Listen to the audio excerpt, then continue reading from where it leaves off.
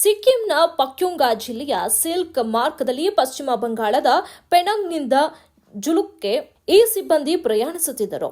ಸಿಕ್ಕಿಂನ ರೆನಾಕ್ರೋಂಗ್ಲಿ ರಾಜ್ಯ ಹೆದ್ದಾರಿಯ ದೊಲೋಪ್ಚಂದ್ ಧಾರಾ ಬಳಿ ಈ ಘಟನೆ ನಡೆದಿದೆ.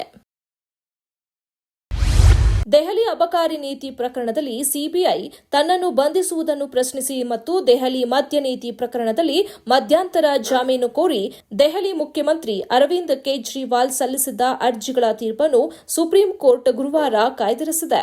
ಮುಂದಿನ ವಾರ ತೀರ್ಪು ಪ್ರಕಟವಾಗುವ ಸಾಧ್ಯತೆ ಇದೆ.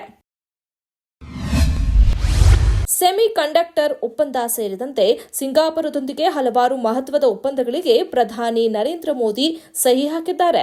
2 ದಿನಗಳ ಪ್ರವಾಸಕ್ಕೆ ಆಗಮಿಸಿರುವ ಪ್ರಧಾನಿ ಮೋದಿ ಅವರು ಇಂದು ಸಿಂಗಾಪುರ ಪ್ರಧಾನಿ ಲಾರೆನ್ಸ್ ವಾಂಗ್ ಅವರೊಂದಿಗೆ ಮಹತ್ವದ ಮಾತುಕತೆ ನಡೆಸಿದ ನಂತರ ಹಲವಾರು ಒಪ್ಪಂದಗಳಿಗೆ ಸಹಿ ಹಾಕಿದ್ರು.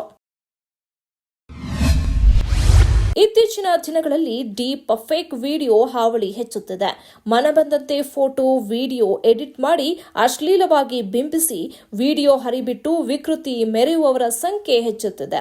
ಇದೀಗ ಅಶ್ವಿನಿ ಪುನೀತ್ ರಾಜ್ಕುಮಾರ್ ಅವರ ಬಗ್ಗೆ ಡೀಪ್ ಫೇಕ್ ವಿಡಿಯೋ ಮಾಡಿ ಕಿಡಿಗೇಡಿಗಳು ಸಾಮಾಜಿಕ ಜಾಲತಾಣಗಳಲ್ಲಿ ವೈರಲ್ ಮಾಡಿದ್ದು, ಇಂಥವರ ವಿರುದ್ಧ ಕ್ರಮ ಕೈಗೊಳ್ಳುವಂತೆ ಅಭಿಮಾನಿಗಳು ದೂರು ದಾಖಲಿಸಿದ್ದಾರೆ.